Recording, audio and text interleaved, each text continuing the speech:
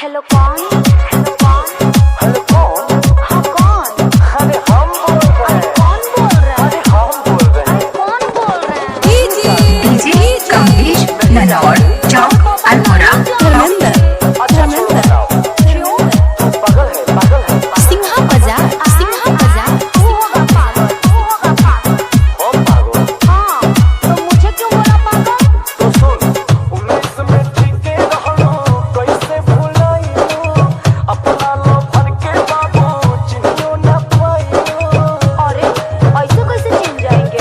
पागल है 19 में ठीके रहलो कैसे भुलाइलो अपना लो भर के बाबू चिन्हियो न पाइलो। लागे देश में इरादा बदल रहा है। क्या बोल रहे हैं? समझ में नहीं आ रहा। देश में इरादा बदल रहा है। सॉरी सॉरी, पता न कुछ चल रहा है। का सॉरी सॉरी, पता न कुछ चल रहा है। आजकल लइकन का नंबर बदल रहा है। सॉरी सॉरी, पता न कुछ चल रहा है। आजकल लइकन का नंबर बदल रहा है। अच्छा सुनो हाँ बोलो। हम तुम्हारा लिए थे लिए थे? क्या लिए थे? आज तुम भी देखी। अब तुम पिटाओगे। अरे गाना मिक्सिंग बनाने के लिए संपर्क करें डीजे कमलेश ननौरा सिंहा बाजार, सिंहा बाजार, सिंहा बाजार। सॉरी ना, अब मान भी जाओ। पता न रहे कि देबू ऐसे सजा कैसे बदल गइलू नानी लइकन के बात पर भरोसा नहीं होई कबो आज ई दिल से कहतानी। ऐसा मत बोलो ना। बुरा लगा हम जानतानी यार बहुत करेला तो प्यार। तहरा ललिया से हो गइल बा गलती बड़िया।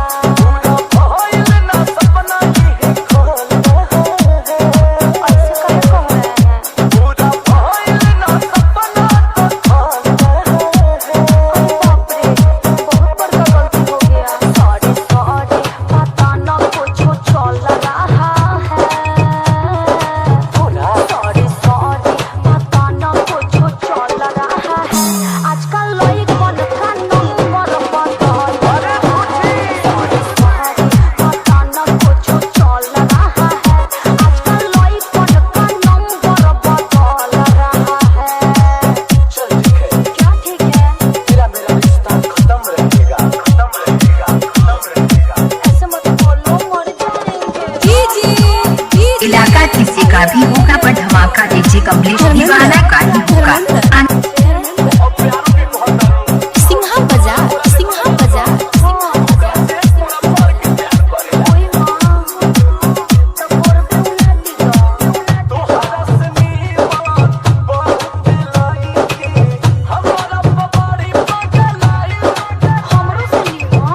हम तो मोहब्बत भरी तोहरे से कोई एक से बड़ो है गहराई।